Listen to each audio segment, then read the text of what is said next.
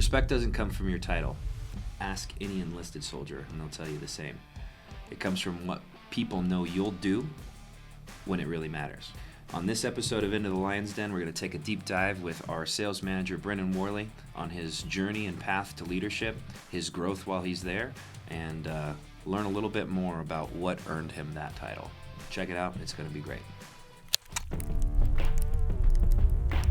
Welcome to the hunting ground, where business gets real.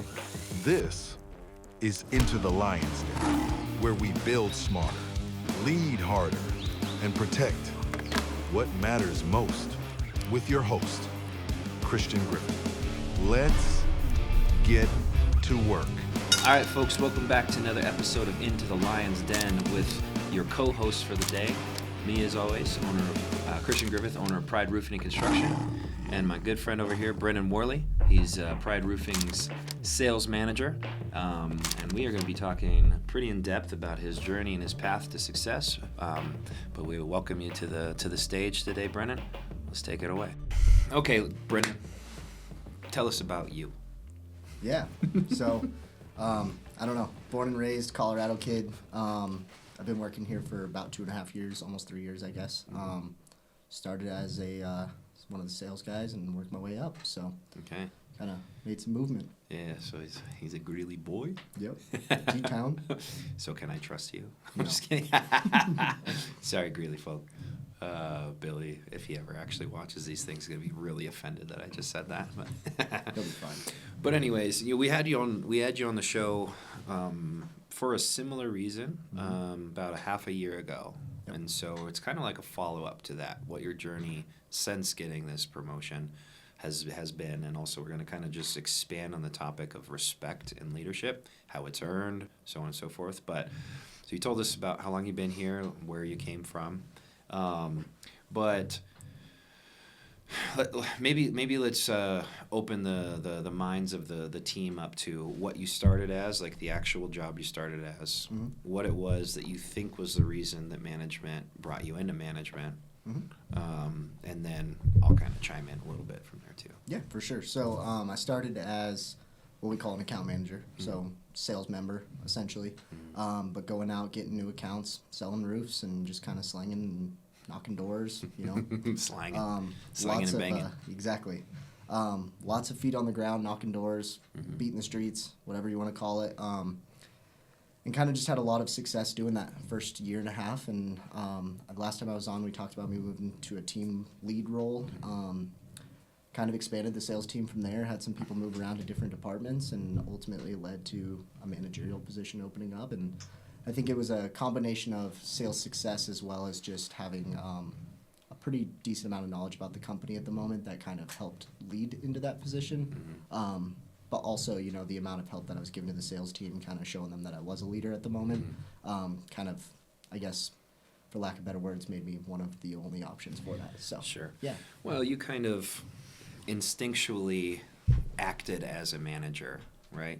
There's a lot to be said about people who are selfless with their time, right? And that's probably the key indicator, the key reason for the trajectory change, which is if people are willing to give up their personal time, especially as a salesperson, right? As a salesperson, not every salesperson on the planet is only money motivated, but frankly, your productivity day by day is directly correlated with your pay, right? So if you're purposely giving away some of that time that you could be increasing your own bottom line, that means that you're not necessarily just in it for the money, you're also in it for the team that's around you. Absolutely. Right? Yep. So that's for us, we have a lot of the different mantras and mottos and standards and things that we live by around here, but we pretty much never really bring anybody into management unless we know that there's somebody who cares more about the team than just themselves. Yeah. Right? And it's not for the sake of wanting to pay less. Obviously, it's a lucrative position. It's like a multi-level marketing scheme inside of a business. It's like you get a certain percentage of the work of the team that your team produces, and so on and so forth. So the better your team is, the better you are. Absolutely. But it has to start first with the selflessness, right? Okay. So what's a day in the life of a sales manager look like? What are the main things you're focused on day by day? Well, the two main things is getting notifications. People let me know they need help on our CRM that we use, AccuLinks, and also just, I mean, my phone is nonstop ringing off the hook, and I silenced it, but I felt it buzz a few times already. So Nice. those are This like guy. my two main things, is just being available, and that's kind of what I've kind of made the priority since I've made the switch, and even a couple months before, is just if somebody needs me, I'm there. If I'm available, and just making myself as available as possible. Just kind of being that outlet so that they know if I get into something I don't know about, I can call him. He's going to answer. If he doesn't answer, he's going to call me back in 30 seconds and answer Right. my question. Right? Yeah, so like in the cold open, we said, it doesn't just come from your title, right? Yeah. The respect your team has for you doesn't come from your title. It comes from what they know you'll do Yep. when they need you. Yep. Right? Will you be there? Will you be Johnny on the spot? Will you answer the messages, or will you ignore them because you're talking to me? Yes, sir. Yep. Exactly. Okay. So what are the main, if you were to, without having reports or other people going, telling you this is where you're failing or this is where you're succeeding, so on and so forth, if you were to self-assess using just what you know of the position, what's the most successful indicator? Like, how do you know you're being successful as a sales manager? What's that like for you? I would say one of the key indicators, taking the metrics out of it, is going to be culture. I think we've built such a really unique culture in our office with this sales team that we have not had in the past, and it's definitely something that's new to me since I've been here. And having as many salespeople as we do, the fact that everyone is happy and stoked to be here, it's like I said, it's new to me. So that's kind of a key indicator of, okay, I'm doing something right, because people want to come to work. They're excited. We just had a huge break, and as soon as we got back, every single one of them was like, yeah, that was too long. I was ready to be back, be around you guys, get back to work. So it felt good hearing that. They'd So, rather be at their second home than their first Exactly. home. Yeah, Yep. that's definitely an huge. indicator of success, because it's like people enjoy their job, Yep. right? You've created a place for them to open their wings and fly, and they like to do this, right? And you got to carry some form of water in every job, right? Yep. Everybody's got a responsibility, but wanting to go carry that water is a whole different story. Absolutely. It's a different ballgame. Yep. Right. So. I'm a peacock, Captain. You gotta let me fly. Oh, I forgot. It's not JD in here, so we've got good movie quotes. JD's a hater of all good movies, so. Sorry. I haven't seen any of the good movies, apparently. So That's other guys. That's, I have seen Mark other guys. Wahlberg. Okay. Yep. Yeah. Yeah. Peacock. Did he just say he's a peacock? You know that they don't fly, right? All right. So, okay. So success. One version of success as a sales manager is how your team, I guess, responds to actually doing the job at hand. For right? sure.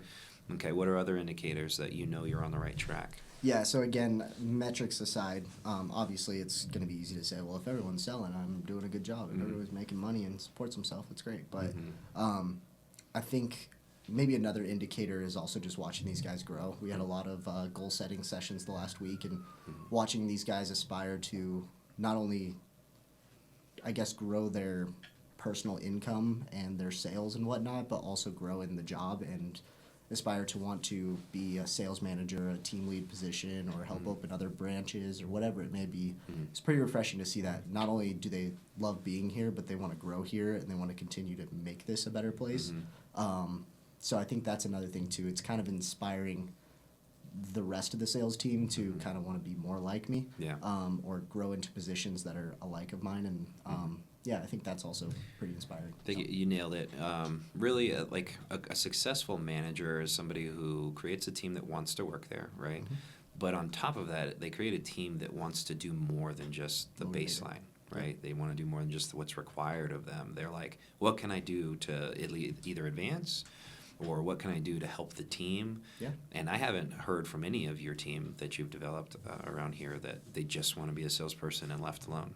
Not even one of them, right? Which, no slight on people that are in that position. There are some people, like, I guess I've said this in off hours around other people before, but it's like, if I ever had to do all this stuff over again, Yeah.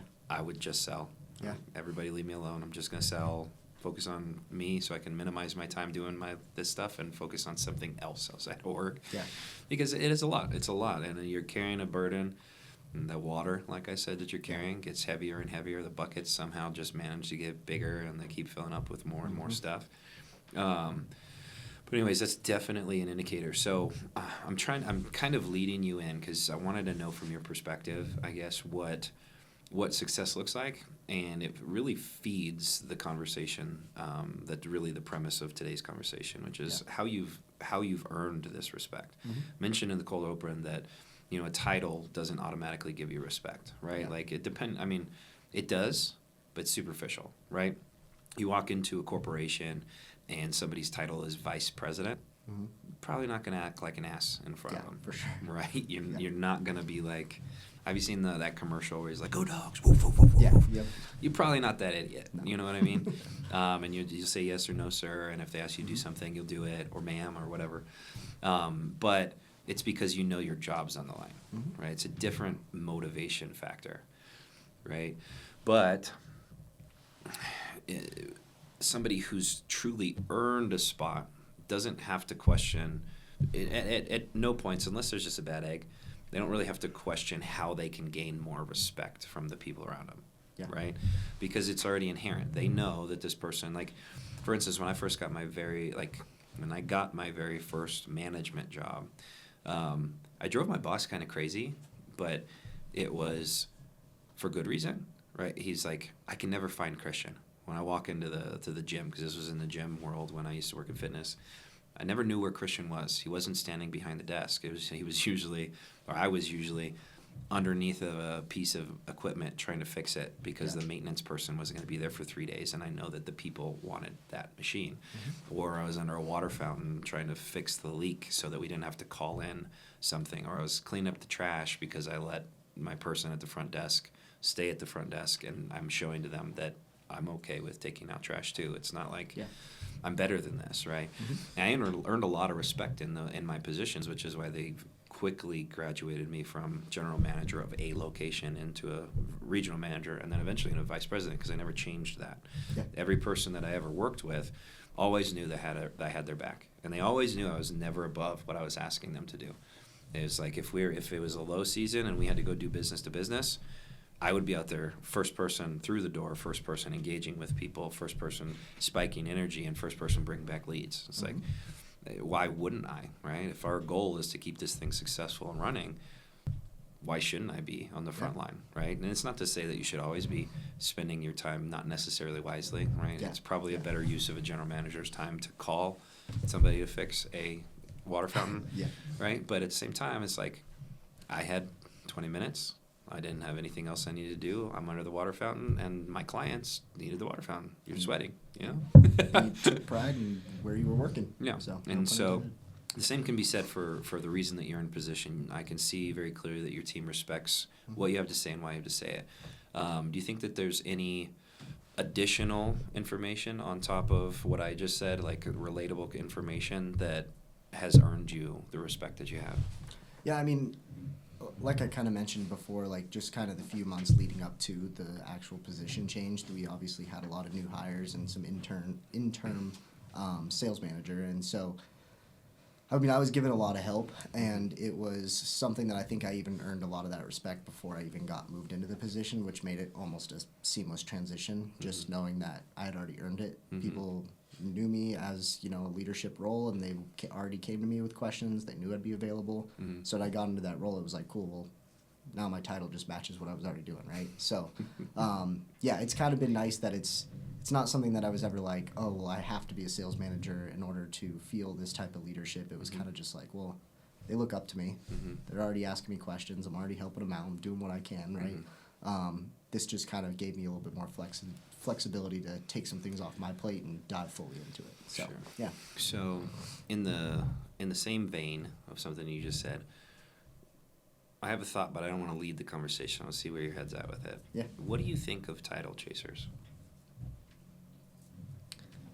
I think a title chaser is similar to, I guess, like a power chaser or like a money chaser, I guess. So if they're just specifically looking for the title, I mean, again, if you've earned it and you already kind of have the respect that matches that title, then absolutely. But yeah, I think it kind of goes back to what we were talking about, where you're just wanting that title so you can have authority. Yeah. You just want titles so that respect is given and not earned at that point. And you just want to you want people to have to respect you. It's 99.9% of the current government establishment. Yeah. Bingo. Gotcha. Yep. But anyways, yes, I agree wholeheartedly. I've ran across in my professional career a lot of title chasers.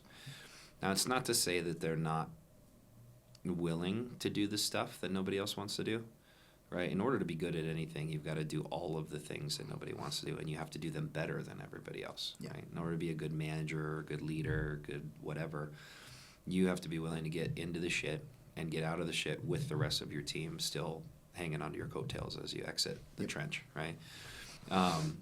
So it's not to say that quest for promotion and growth in your life is a bad thing. It's really about the underlying why factor behind it. Is it because you need the title?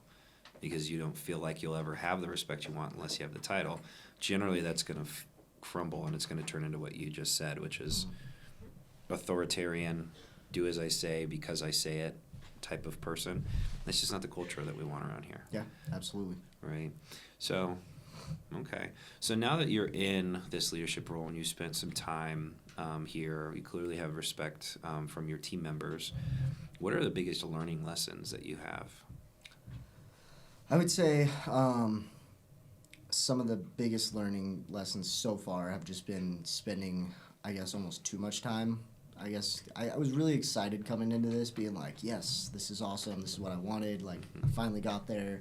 This is great. Everybody loves me. This is awesome. And I think I got a little too heavy with it and spent a little too much time at work. And I had to learn to say, hey, guys, yes, I love being here just as much as you guys. But I love my wife a little bit more, so I'm gonna a lot See, more. only Sorry, a little April, bit I love more, you a yeah. lot more. So I think that was one of the biggest learning lessons. Is when you're in sales, and I would say before there was even the team lead change, it was kind of a little bit more selfish. You could kind of just do what you needed to do as long as you were meeting your metrics and whatever. But when you're in those leadership roles, can't be selfish. You got people underneath you that rely on you, and it turns into, one person might start his day or her day at 7 a.m. So I got to be up at 7 a.m. ready to answer those questions if needed. And then the other person might be out door knocking until 8 p.m. So I got to be around just in case they need something until 8 p.m. So, I mean, my phone's on 13 hours a day, and sometimes during dinner I have to pick up the phone, kind of like I did last night, and it just happens. So, I don't know, some learning lessons definitely there. So how'd you break through on that? How'd you set these boundaries? What'd you do?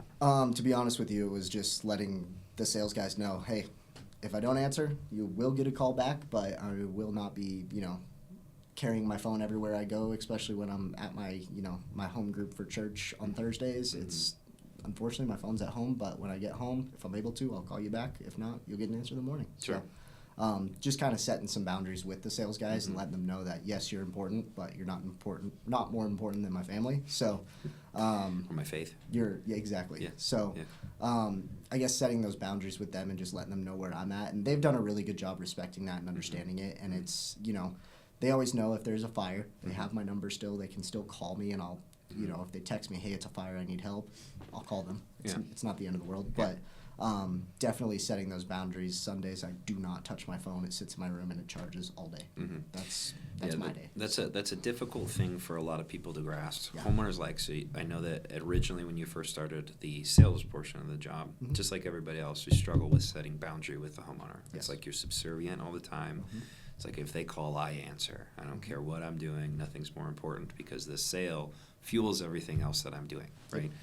But at a certain point, you start to realize that you need to equalize your stature, set firm boundaries, and realize that not everything is a fire. Yeah, exactly. Right? Some of it, and not some of it, all of it boils down to effective communication. A true trait of leadership is somebody who can whether it's internally or externally with clients or with their own people, is they can give clear, articulated directions, clear, articulated boundaries, clear, articulated, this is what's to expect from me at these times, and you kind of grow into a covenant relationship with that, because if you enforce those and don't bend on those boundaries, people abide by those boundaries. They stay within the walls. Yeah. Well, and the good thing is too is as I started to notice these things, it brought up perfect training topics. Hey, I'm getting a lot of calls at 7 p.m. because of this reason. If you run into this is what you need to be doing. This is how you should handle it. That way, kind of make them a little more self-sufficient and not rely on me as much. And I think that's what the big game changer was. Cool, let's get you trained up on this so that that's not a problem anymore. Right. Well, yeah. So it's a clear like scale to weigh, I guess. It's going to show you your hinge points, because if you establish these boundaries and then somebody's always trying to flirt with the boundaries, you know what you have to work with that person, or what you might have failed with on that or with that person as well. It's not always them. It could be you, right? It could be that one day you were firm, the next day you were flexed, and they think, well, I guess maybe he's going to give more, right? And it's no slight on the person, right? When I talk about it, these are really experienced from both of our perspectives, our unique individual experiences, but we know what happens if you give too much, right? You give, whether it's a client, and like I said, it's no slight on them, because whatever's important at the time they called, texted, tried to find you, whatever, was important, right? It's not saying it's not important. What it's saying is the importance of this thing can be handled in a more of a linear, step-by-step fashion. It doesn't have to be that we blow up our whole world today to fix this problem. Exactly. Right? It's funny. It's kind of a common joke amidst the management team around here is that there really are only 2 emergencies, and those are real floods or fires. Outside of that, almost everything could be handled tomorrow or 100%. Next week or whatever, right? But it's just the mindset and the response that's going to be the determining factor as to whether they agree or don't agree. Right. Exactly. If you tell a client or one of your guys, I don't care because this is not important to me, not a very good delivery. It might not be an active fire, but they might come light your house on fire if you say that. Yeah. So. And it could be, it's like, hey, Darla, right? If it's a client, hey, Darla, I got your message. I'm back in the office at 8 o'clock tomorrow. I can research this at that point, and I'll call you as soon as I have an answer. I'm sure they're happy with that. Right? I've never had somebody who's not happy with some form of response, some sort of boundary, but it also didn't make me have to go drive to my computer or drive to my house or whatever it is to fix the problem on the spot when it's 8 o'clock and I'm supposed to be at youth group or Bible study or whatever it is. You know what I mean? Exactly. So effective communicators and consistency. So somebody who commands real respect in a leadership role is consistent, right? Whether that's with the boundary or whether that's with anything else. So what types of inherent things do you do that you can see being mirrored by the people around you? Yeah, I think one of the, most consistent things is that a lot of people have taken a liking to, the amount of time in the position, working as much as I was when they started and how much I still do right now. But, when we first started, we had some guys that, it was Tuesday through Saturday, that's when you work, right? But everybody knew I was working Monday through Saturday because I had to be available for them, but also Mondays, I'm not going to stay at home because it's a Monday. What am I going to do on a Monday, right? So I was working 6 days a week, and now it's like everybody works 6 days a week because they realize, yes, Saturday's one of the best days to work because you can get a lot of prospecting in, but Monday through Friday is still Monday through Friday, right? So I think that's one of the biggest things that they've mirrored, but also just effort. I think that I kind of, especially during that Cheyenne storm that hit in August, everybody could kind of see the urgency that I was trying to move with, and they kind of mirrored that. Not kind of, they did a really good job mirroring that, most of them, and quickly they found the success in that. They were like, okay, cool, if I put in the same amount of effort, I'm going to get the same amount of turnaround and, get the sales rolling in, right? So I think effort and time and just the attentiveness to the job and giving it the respect the job needs is what everybody else is mirroring, and that's kind of why they want to be on the same trajectory as what I've done, right? Start at sales, work your way up, and everybody has that as their goal. Sure. Yeah, as the leader in a sales division, you are the pace setter, right? So you're like the pacemaker, right? You're the one that decides how fast the heart is pumping, right? So you're connected to the brain, to the nucleus, to the rest of the leadership. And you pump the heart, and the salespeople circulate the blood. In business, salespeople generate cash. Cash is blood. It has to transfer to everywhere in the body. If you don't, you lack in oxygen, you lose appendages, or you lose your life, one or the other. Yep. Right? And so it's incredibly important. So you're setting pace, but you also are determining longevity of the effort, right? So there are people who will fizzle out faster than you will. As a leader, you have to make sure that you're the person with the biggest tank. You have to be. Whether you have a tank or not, you have to maybe fake it till you make it, but you show up. You show up early and motivated. You leave late and still motivated. You check in. You're consistent. You're always there. So in our industry, it's a common saying that the people who win the storms, right? So we're talking about insurance restoration, hail most of the time. The people who win the storms are the people who show up first. Yep. And leave last. Yep. Right? It's not one or the other. It's you show up first and you weather all of the storms in between, and you're the last one there. And that's where the real fruit is. It's a low-hanging fruit at the beginning, and then the stuff you have to shake the tree for at the end. Yep. Right? Get your ladder out and climb up the tree. Yeah. Yep. Yeah. You can't shake the tree, go climb that tree. You better find the fruit. Whatever Yep. it is, right? Exactly. You need a door. That was a reference. I had a mentor one time that he was very influenced by the movie Pain and Gain. You ever watch that movie? Mark Wahlberg, The Rock, whatever. Yep. He's like, I'm a doer.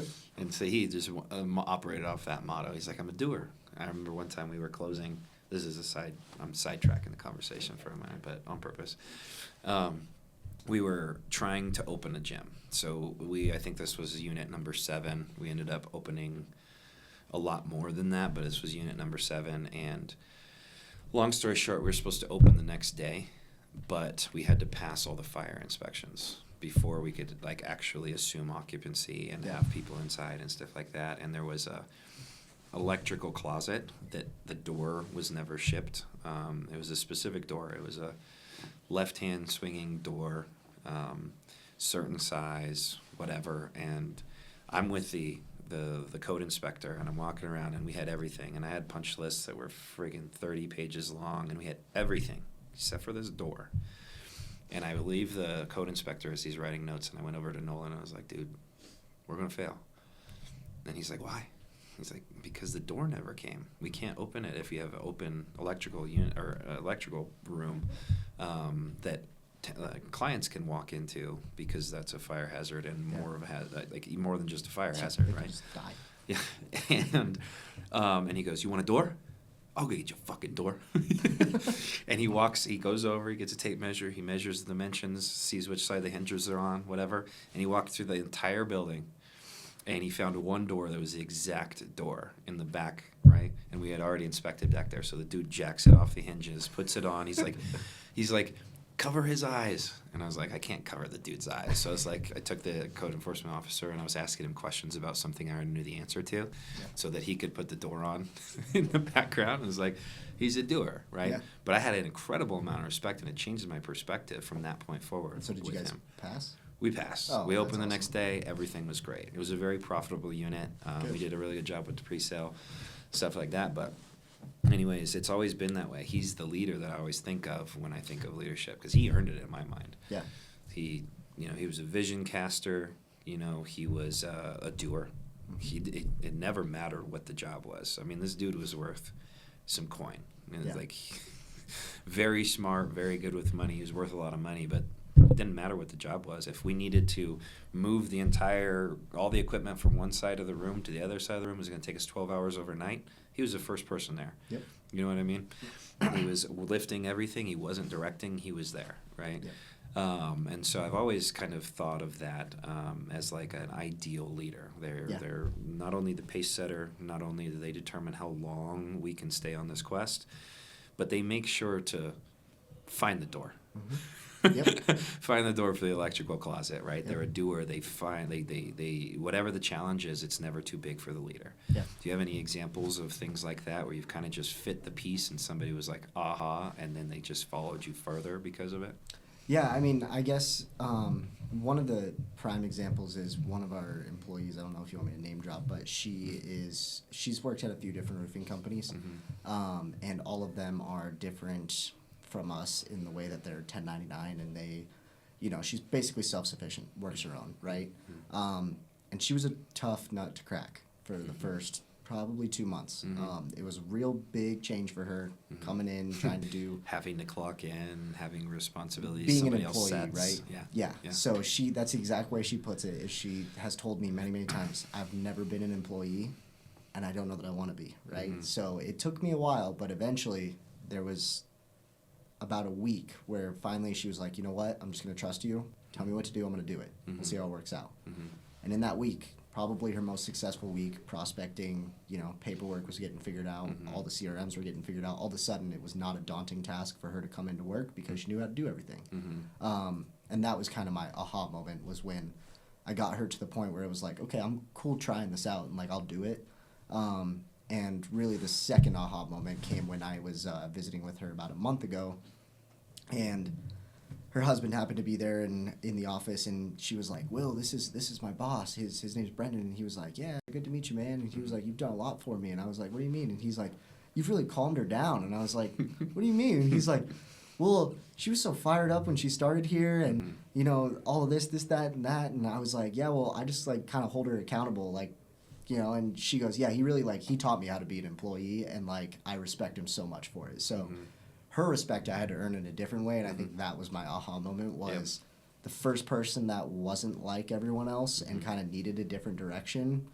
I didn't necessarily know what I was doing, but I just kind of had some honest conversations with her, figured it out, and eventually we got to that aha moment where it was like, okay, she's going to be here, she's going to stick around, and she loves us, and You now found the door. Yeah, exactly. I found the door, exactly. Yeah. But she, now she talks so highly about being here, and she loves being here, and she doesn't want to go anywhere else, which is amazing. So I think that's definitely I know who you're talking about. You don't have to name drop Yeah. it. She's very flighty at the beginning because it's different. Yeah. Right? We run Yeah. this business very different than your average roofing company. We operate in a more of a niche setting. We're not quite expanded into the commercial space that we want to be, but we're handling business like a professional construction company, not a restoration fly-by-night organization, which is what 99.9% of the competitors are, right? Yeah. And it's no harm, no foul when it comes to the competitors. They're looking for cash, right? It's a turn and burn type of business. Get in, get out with as much money as you can, rinse and repeat somewhere else, right? That's never been what our goal is, and so breaking through that with people like her, we've had a number of them over time, and they've been very flighty, right? And it's nothing bad on them. That's just what they're used to. But when people buy into the process and they believe you when you say the process is sufficient, and then they see it in action, that's a whole nother layer of that trust and respect that you've built with that person. It's like, I can believe this now. I can believe in this process, therefore I can believe in this business, therefore I can rep this logo with pride, pun intended, and be happy about what I do. Yeah, exactly. Right? So yeah, that's really good. I like that example. So, okay. So let's kind of shift into a different section of the conversation. Let's talk about just hiccups in your shift to leadership. And this is one of the hardest ones for most people to crack. It takes a little bit of time, which is that you were once a peer, but now you're a leader or their manager or supervisor or whatever word you want to put in there. How have you been able to create the separation that's necessary while still maintaining whatever the relationship is you had? I think that, first of all, I immediately figured out what that meant, even though I had been warned about it before, of hey, you're going from a peer to a leader. Don't get me wrong, most of them already kind of saw me as a leader because I was one of our longest, sales guys here, and everybody knew they could ask me questions. I kind of went through all of that, but I made the mistake of being such good friends that I gave out my personal phone number to a couple of the sales guys, and I was like, yeah, hit me up if you want to watch football. And now it's like, hey, will you review this handoff for me on my personal phone? And I'm like, hey, I'm going to block you. So that's definitely big. I couldn't catch you on your work line. So yeah, if, I'm like, hit yeah, you no here. duh. I'm not working right now. So, yeah. I think that's been one of the hiccups. But for the most part, it was pretty seamless. A lot of the guys were new. And like I said, when they came in, I was already in a leadership role. It wasn't sales manager. But when they came in, they knew I was kind of like, hey, if you can't get a hold of somebody else, you come to Brenden, and he's gonna answer your question, right? So I think it was just going from, well, you can call Brenden to now it's like, you should call Brenden first. and that switch kind of, I guess, made itself somewhat seamless. We had a lot of hiccups in the company with people still not understanding they need to ask me first, and calling people that did not need to be called, and messaging people that didn't need to be messages. How'd you deal with that? I mean, I was kind of told to deal with it because I didn't know what was necessarily going on, and then somebody would come to me and be like, "Why did so and so call me 5 times today?" I'm like, "Oh, my bad. I'll tell them." So, I guess what I'm asking is a little lower than the surface. It's like, how did it affect you when you realized people were going around you or going to the wrong place? I think that for a second I was kind of like, okay, they don't like trust me to like answer these questions, and don't get me wrong, I'm not saying I know everything about roofing, but it's kind of a perspective thing of like, okay, well, if they don't trust me to answer that question, then what else are they not trusting me to do, right? So it was kind of re-honing that in and explaining to them like, hey, listen, I don't know everything, but come to me, ask me. If I can't answer it, I will. If I don't know it, I will tell you I don't know it, but I will go ask those questions for you. Because not only do you need to learn, but I also need to learn, because somebody else is eventually going to ask that question, and next time I can answer it, right? So I guess kind of reconfiguring their thought process, as well as not necessarily getting mad at them for going to somebody else, but having them understand like, hey, I'm trying to get this sales team to run on its own. So if you're going outside to production and asking them questions, it's kind of not helpful with that. We kind of got to figure it out on our own. So you didn't take it too personal, but you found a constructive way through it. Right? Yeah. You notice like I've noticed, because I've done it. I've failed a lot of times at a lot of things. Right? The entire organization is nothing but a series of all the failures that we were able to get past, and now we're better for it. I think that's kind of uniform for every business. It's like you don't know what you don't know until you get there. But I've brought people into management roles before who were very insecure. You didn't know it, because when they were cock of the walk, best performer, or whatever the reason they got moved up was, they took a position of, if people go around me, it means that they don't trust me, or it means that I'm not good enough. And then it's sort of soiled the relationship, as if they didn't give that person the same amount of effort anymore, because they think that person is not on their team. Yeah. Right. In addition to that, and that's kind of a result of that title chasing rather than respect chasing. Right. It's like, if you firmly believe that you earned this position through your sweat equity, whatever you want to call it, somebody going to the wrong place shouldn't offend you. It should be an opportunity for success, or, well, I guess a failure, but a fail-forward type of situation, right? So I catch that in my role a lot. I'll notice certain behaviors when somebody does something that's ancillary, that's kind of connected to this person. Their response tells me a lot about their mental state and if they're really qualified for that position. Because people do that all the time. If somebody purposely goes around you when they know that it's you that they're supposed to go to, that means they don't respect you. They're not wrong, right? But they accidentally do it, and then you're just assuming that that's the case. Then that's a product of insecurities. For sure. You probably shouldn't have been the person put in that place in the first place, a.k.a. my failures and learning lessons in my position. So, okay, so it wasn't very difficult for you to move from peer to supervisor. But so how do you handle holding standards with people that you have more than just a work relationship with, without losing that relationship, keeping the outside life still something that you want to have? There's a lot of people in business who will, they'll go on podcasts, or they'll go on whatever, they'll write books, and they're like, there needs to be complete separation between supervisors and subordinates, or whatever. They're like, it's black and white. You mix the two, you're fucked, whatever. It's like, but anybody who's ever actually worked in a place for longer than like a year knows it's impossible. Yeah. You spend as much time here as you do with your family at home, or more sometimes, right? Because you're spending 40 hours connected with these people at minimum, sometimes more than that. And when you get home, if you really think about it, there's only 168 hours in a week, right? So 40 of those hours are personal, 40 of those hours are sleeping, and 40 of those, or whatever the other number is, 48 I guess, is I'm with my family. So you're damn near a 1-to-1 ratio of your people here versus your people there. So they're full of shit when they Yeah. say that, you can't fraternize. It's impossible. Yeah. It's impossible. You're around these people, you learn cues about them, you learn stuff about their life through how they respond to things, so on and so forth, and you start to care about them, right? So knowing that you not only had relationships with them before the position, but that around here, we're so in tune with each other. We know how people's personal lives are going without even asking. Yeah. How do you maintain relationships while still holding standards? What do you do? Yeah, so I would say I'm still somewhat learning that process.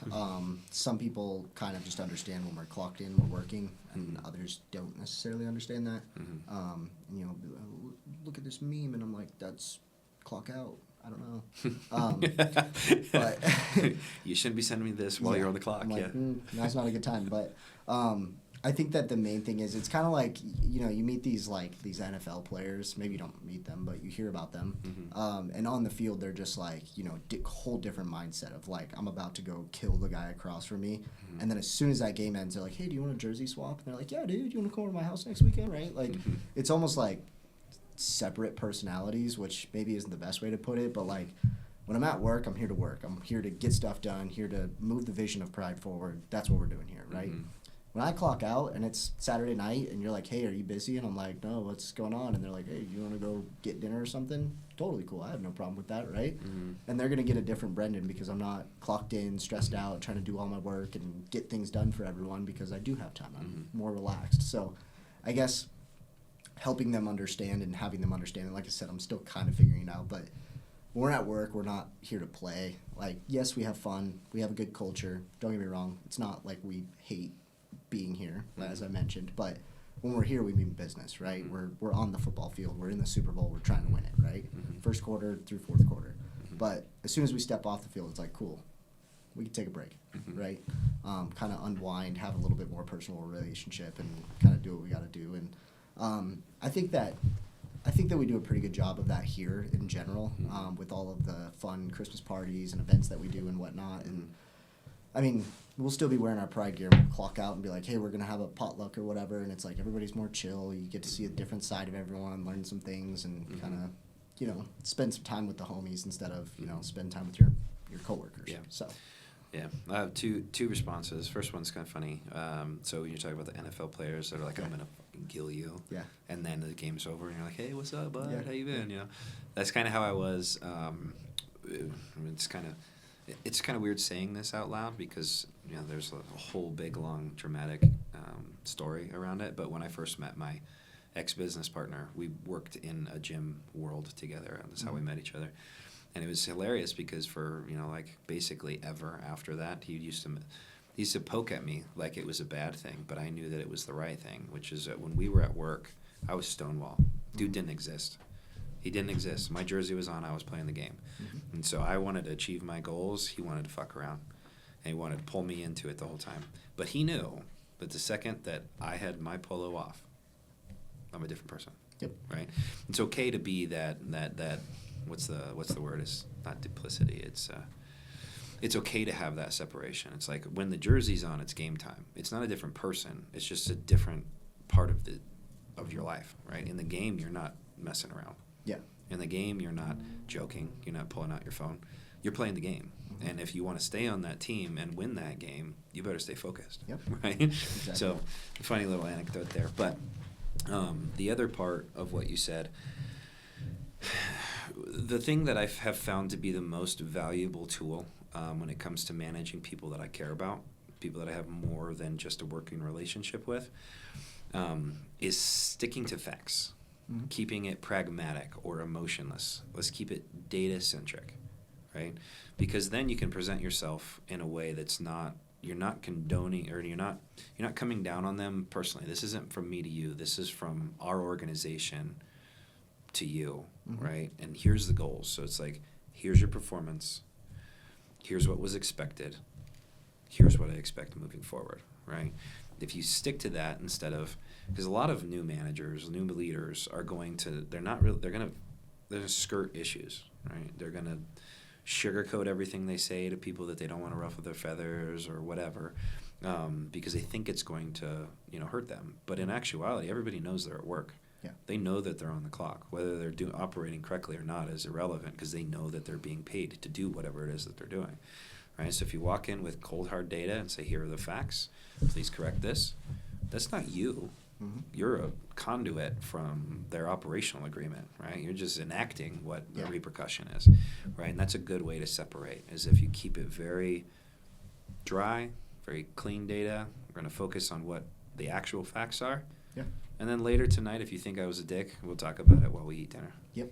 Exactly. Yeah. So I 100% agree. yeah. So, all right. So let's stick to the same vein, the shift into leadership.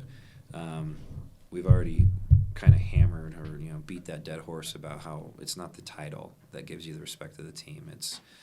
It's your behavior and your consistent behavior. Are you the same person today as you are tomorrow? Sometimes it takes people to find out whether you are or not. Some people, they're a little colder. Mm-hmm. Maybe your example is probably one of those, right? But eventually your consistency is key. The consistency, or what does it say on our wall? Persistence breaks resistance, right? Eventually they're going to realize, okay, this guy's just going to be this way for forever, and he's not lying. I like him. I trust him. Let's move on, right?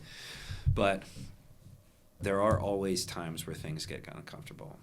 So tell me an example of when, you don't have to go use names or whatever, just you can be vague, but tell me a time when management got very uncomfortable and made you start to question whether you wanted to be here or not. My first verbal warning, my first write-up to other people. Yeah. I've never gotten a verbal warning or a write-up. Hey, look at that, spotless. So feel free to do that if you would like to. First time I had to give any of those disciplinary actions was definitely like, I'm not cut out for this. I don't want to be mean. Mm-hmm. This is kind of tough. But I think, as you said, it's kind of like, it's not me being mean. It's your metrics. They were mean to me. Mm-hmm. Like, you shouldn't have done what you did. I'm only here because of you. Yeah, it wasn't my fault, right? No. So luckily, I've done a lot of learning in that aspect, and I'm not necessarily as scared of it now. Mm-hmm. But those first few uncomfortable conversations, and also it was I rely heavily on these guys taking what I tell them and how I motivate them, and I think it's going to work, and sometimes it doesn't. Right? Mm-hmm. We have weeks where we don't sell enough, and I have to get up in front of the whole company and tell everyone that my team did not sell enough. Right? Mm-hmm. So those uncomfortable situations are probably the most prevalent, but yeah, I think that was kind of like my first taste of it. Especially, we used to get up in front of everybody and share our own stats, and it's like, yeah, hey guys, I failed, but the other three, they did great, so good for them. But it's like, I get up there and I'm like, well, as a team, we failed, and you guys are all looking at me, and I'm like, and then it's like, well, what's the action item? I'm like, start praying? I don't know. I couldn't tell you. So Wish upon that star, Jiminy Cricket. So yeah. Okay. So I can agree with that. Actually, that same mentor, the one I was talking about, the doorman. It wasn't necessary based off of like the hierarchical structure, but he purposely gave me a test. And it was a test I really didn't like. okay. So he made me fire my friend Oh. purposely. He deserved it. It's not that he didn't deserve it. It was late to work all the time, not reporting, not fulfilling all of the tasks that are necessary in a day, whatever. But we were good friends. We were friends before we worked there. Mm-hmm. And so it was like a double thing, right? Yeah. But he said, you have till the end of the day to fire him. Otherwise, you're fired. Yep. My heart's racing for you right now. And I was like, how do I fire somebody? It's literally the first person I ever fired was my friend. Hey, at least the rest of them were much easier. Yeah, they were a lot easier from there. And they're never easy. Firing people is never easy. Because you'd learn to really care about people when you work with them, regardless of their performance. It's like you feel bad. Nonetheless, you know what it's going to do to their personal life and what kind of rocky hill they're going to have to climb afterwards and whatever. But he did give me some good guidance after the fact. It wasn't before, but it was after the fact. And he basically pointed me some TED Talks after that. I think they were TED Talks. They were very early model YouTube videos because I'm aging myself here, but YouTube wasn't a thing until I was a junior in college, and so this was very close to that. But anyways, long story short, he pointed me some videos, and we learned a lot in those videos, or I learned a lot in those videos about you're doing the thing that really resonated with me, that's always kind of helped me in this particular scenario, is understanding that you as a leader are doing the person a disservice if you do not fire them. 100%.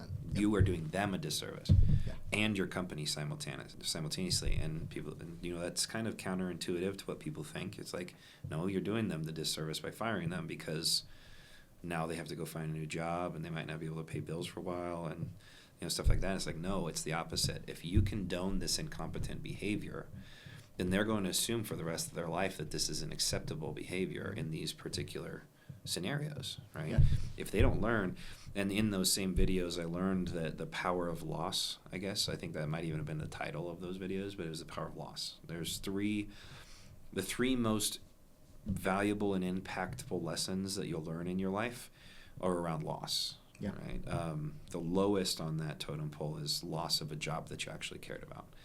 Right, because, and I've experienced that myself. I lost a job that I truly cared about. It wasn't performance related. It was because of my resistance to nepotism and calling it out instead of just dealing with it, I guess. So I was insubordinate, I guess. Not insubordinate. I still got my stuff done, but I was vocal. Yeah. I don't know the best way to say this, but Yeah. I was asked to leave because I didn't want to follow what I thought was going to be toxic, and it turned out I was right. So it was a good thing I was let go. But long story short, when I lost that job, it really it just fucked up my whole world. And it wasn't because I couldn't get a new job, right? Yeah. I was a salesperson. I go sell myself to somebody else, Mhm. right? But it was because it was something I cared about, and it was like my baby. It was something I was growing. It was like I was feeding this thing. I was growing it. I was part of the foundational efforts. I was echoing in the walls that we were building, right? And so that really was a learning lesson for me. The second that I lost that job, I realized probably 100 lessons that I would have never gotten without the loss, right? This in hierarchy, right? I said there's 3: loss of a job that you actually care about, loss of a relationship, not like somebody died. That's number 1. Yeah. Foreshadowing, that's number 1, right? The number 2 is loss of a relationship. So your first love, or whatever, right? Yeah. It could be relationship with a friend, a girl, whatever it is, the great white buffalo that's still out in pasture somewhere because you'll never see them again. They're gone, right? You realize the importance of being vulnerable. You realize the importance of being your true self. You realize the importance of staying consistent with what you've told people you're going to do, and so on and so forth. Yeah. And then there's a loss of a loved one, right? Whether it's friend or family, because you realize how short life is, and you want to be more efficient with your time, and you want to spend more quality time and be on purpose with those things. Mm-hmm. There's a lot of lessons that you can learn in life from loss. I'm going really far into this one. I No, it's didn't good. plan to, but This is like when I'm at church and like the preacher says exactly what I needed to hear, and I'm like, keep going, stay there. Right. But to summarize all of that, so what you brought up was one of the hardest things was having to let somebody go. Mm-hmm. Shift your mind in those scenarios from this point forward, hopefully, and anybody Yeah. who watches this video, it's like, no, you're not doing them a disservice of firing them. You're doing a disservice if you don't fire them. For sure. They need the lesson. They need to understand that actions have consequences. Mm-hmm. Today's day and age, everybody's yelling freedom constantly because people are on social media a little too much, thinking they know everything about politics and how the world should run, right? Which, which is a good thing. People care, right? So there's care involved with all of it, but I think people are getting their information from the wrong places. Topic for another day. So I said actions and consequences. Actions still have consequences. So in today's day and age, all right, so remove all of that. Please actually do it, because he never does when I say remove these things. He thinks they're funny when I leave bullshit in there, or when I say dumb things. Sometimes. But either way, anyways, so people these days, because they're a little in tune with, or a little too in tune, I think, with the political stuff that's going on, and First Amendment and Second Amendment and all the conversations, not to say you shouldn't know your amendments and your Constitution, right? For sure. You should care about the country you live in. Swear your allegiance. That's all I'll say towards that. But anyways, because people are so focused on the freedom, they forget about the fact that it doesn't matter that you have freedom of speech. There still is not freedom from consequences. Yeah. You can say dumb things that will end you up in jail, or with a target on your back, or whatever it is. And the same thing could be said when it comes to like how people behave within an organization. If they want that job, they probably should understand that their actions have consequences. Mm-hmm. And if they had a leash too long and they were just a repercussion of their own behaviors, and they were ultimately just on a timeline that was ready to collapse, and because they were going to expire. I mean, you did it, right? You ended it right then and there. But anyways, I guess all I'm trying to get at with this is there is a big learning lesson in losing a job. And as a manager and somebody who's a true leader, if you don't teach that lesson, you've never been a leader to that person. You didn't care. For You sure. didn't care enough, right? And on top of that, you also don't care about the rest of your team, right? Because if you allow those toxins to stay there, those toxins either bleed into all those people and everybody molds and meshes with this lower level version of doing the job, or they look at you and wonder why it is that you have no heart or no spine to get rid of the person who's not supposed to be here. Lose respect. You Exactly. spent all that time building. Exactly. Mhm.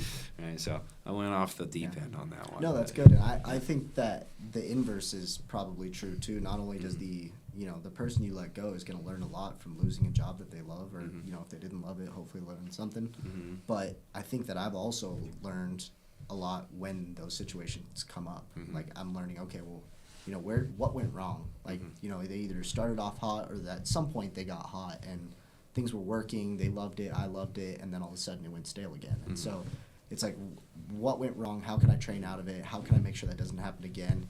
And just kind of finding, I guess, the motivation pieces and when to implement them Mhm. has been a huge learning lesson Yep. for me, especially, wintertime for roofers gets a little slow. So Mhm. that's kind of the time we where can I'm have a little learning the more most. fun. Yeah. Maybe I won't fire you for the meme you sent me today. I'm just kidding. I don't think I sent you. So, no, not you. Yeah. That was your friend. What he said, Hypothetical. yeah. So, okay. Let's talk about one last piece to this shift into leadership. Mhm. Has there been a point during any of this where your confidence was shaken? Like you questioned, am I the right person for the job? I think there's maybe not questioning whether I was the right person, but I think my confidence probably, maybe not shaken, but it didn't start as high as I probably should have, right? A lot of these guys were new. I didn't really, I had never been in a manager role. A lot of these guys had never done roof sales or really sales in general before, and it was kind of new to a lot of us, so it was hard to be overly confident when we didn't really know what was going to happen. It was kind of just like, well, go try it out. And I've always been, I've played football and whatnot, but I was a college runner, and it was always just like, are you confident in yourself? Yes. Okay, cool. Go run the race, right? Like, I didn't have to be confident in anyone else. Mhm. It was just, did you train? Yeah, I ran yesterday. All right, go. So, and that's kind of the same shift it made was I went from running track and field, being my own sales guy, and saying, yes, I care about the team, so I'm going to do well, Mhm. but I just focus on myself. I do what I need to do, and it's going to propel everybody else, right? But now it's shifting into, well, no, now it is a team sport. I got to be the head coach of a football team. I've never done that, but I do love football, so hey, let's try it out, right? I love football and So- I love winning. So exactly, I got yep. some Y factors. Yeah, so I guess it wasn't necessarily like at any point did it get shaken. I always, probably a month in, it was kind of like, okay, cool, this is gonna happen. Like, this is all gonna work out. We got a great team behind us. This is where I'm supposed to be. Mhm. Everyone's motivated. We're doing what we need to do. The culture's popping off. Everything's working. That's kind of when it just kind of settled down, and it was like, okay, we're good. Mhm. So maybe a little shaky at the start, but pretty quickly kind of fixed itself. So. Yep. Well, I think that's a breaking point in the conversation. I want to look at the rest of Yeah, it. absolutely. Cover the notes. That's the whole point of the formatting concept. Anyway, so let's go. Are we sticking to the tone of what you were expecting from this conversation? I think so, for the most part. Honestly, I think we probably covered a little bit more Mhm. than I was expecting, to be totally honest with you. I haven't really felt any lulls too much, except that little political one right there that we lost ourselves. But other than that, yeah, that was good. So Well, I knew what I was we saying came back around as I to said fix it. it, so we're good. I'm thankful that you remembered I said. Yeah. I was just thinking whatever. Braveheart and freedom. Yeah, people these days are crazy. I mean, they all think that they are like, they know the perfect path to foreign policy. It's like, Don't even start. It's literally the same thing. with me motherfucker, being I went to like- high school with you. Yeah. You were an idiot, It's like it's when I'm yelling at the Patriots and I'm like, why don't you just get a new left tackle? And it's like, well, it's not that simple. Yeah, like, right. We got to figure that stuff out. There's a market cap, and we're this, Yeah. and we decided to spend that money here, and Or that people guy that shit complain about out, that shit yeah. and they've never left the country Yeah. Yeah. and have no context of the rest of the world at all. They're like, so you just sat on your couch. Yeah. Wait, you've never left the state? Oh, honey, okay. All right, Brenden, we have talked about, well, a heck of a lot, probably more than we're supposed to. I definitely didn't follow these prompts very well, but thanks, Lachlan. I did my Anyways, best. we've learned about what respect means to you. It's not about the title. The title comes with the sweat equity that you put into it. When it's earned, people follow. When it's given, like I said, that nepotism conversation, people don't follow, it blows up things for other people, right? Yep. But what do you think is the most important? What are the most important steps that you need to follow to maintain the respect that you've already earned? I think we've talked about it a lot, but doing the job with them and not being too high and mighty, right? Mhm. I mean, if I want them to go door knock, I should probably go door knock with them, show them what it's like to door knock, and be out in the snow doing that stuff. And I think that's kind of the direction I need to start taking it or continue to take it, I guess, and get a little better at is just, hey, if I'm asking them to do something, I should do it too, right? Mhm. And I think that obviously, people are going to see that and lead by example. That's the best way I know how to lead. So show them what it's like and have them follow. It's my favorite type of leader, Yep. one that leads by example. Shout out Jesus. Look, he jumped ahead of me. I was going to ask you. No, seriously, I was going to say the servant leadership, Yep. right? Jesus is the best servant leader of all time, right? He served his people because he loved them, right? Now, I'm not saying we all are JC. I'm not a megalomaniac. I know that I have screwed up more times in my life than I would ever tell you guys on this podcast. But at the same time, that should be the most important example. And I think, through the history of business, there's been a lot of people who've failed in that category. I've talked a lot on this podcast about conscious capitalism and making sure that your focus as an organization is on, if you're making a decision, does this serve our employees and our clients, or does this only serve our stockholders, right? The people who are going to make some form of dividend off of it. Because if you're making decisions that are only profit-based decisions, they're heartless and they're cold and they're not serving anything else. You're going to lose any investment you had from your employees and thus leading to turnover. You're going to lose any of the raving fans of your clients because they know that you're only there for their money, not to help them, not to protect them, not to invest into their asset with them. You just want that insurance check. Yep. Right? So yeah, that's funny. You jumped right on top of it. I was Jesus right. Christ. That's funny. That was Jesus Christ. That's who he's talking about. Quote. It was funny. All right. So I want you to give the audience, from your perspective, a couple of bullet points on what standards you hold for yourself as a leader, and that you need to continue doing if you want to continue the path that you're on, the growth path that you're on. Yeah.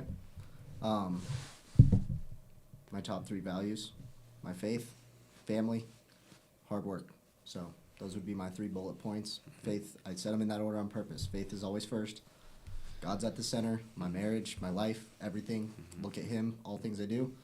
My family is more important than my job. Sorry, Okay. Christian. You don't have to say I sorry. feel the same way. I'd be irritated and probably fiery if I thought it was the opposite. No, I'm just kidding. And then hard work is always the third. Faith is taken care of, family's taken care of, time to get to work. It's work hard and work fast and make a good product and get out there and serve some clients. And I think that in that family category, it's kind of split. So I got family A, which is my family, and then family B, which is this family. So I think that's my bullet points. I'm going to continue to keep all 3 of those things in the same order, and that's what's going to propel us forward and just kind of instill that on some people. I love it. Good foundation. Good why factors. Okay, on a day-by-day basis, what are things that you will not allow yourself to do, or things that you will not allow yourself not to do if you consider this a successful day? Well, I guess this year, I mean, to consider this a successful year and probably day by day is just not getting complacent. That's the theme of this year, is do the little things and control the controllables, but let's not get complacent. Let's have a big year, and every day is a new day, and so let's treat it like it's 2026 and not 2025 or any other year. New year, don't get complacent, keep pushing all the way through the end of the year. So Sure. day by day, what that looks like is, I'll tell you what, some of our sales meetings are going to be a little bit more rah-rah, and you're going to see some numbers bump up there pretty quick. So. Good. Wow.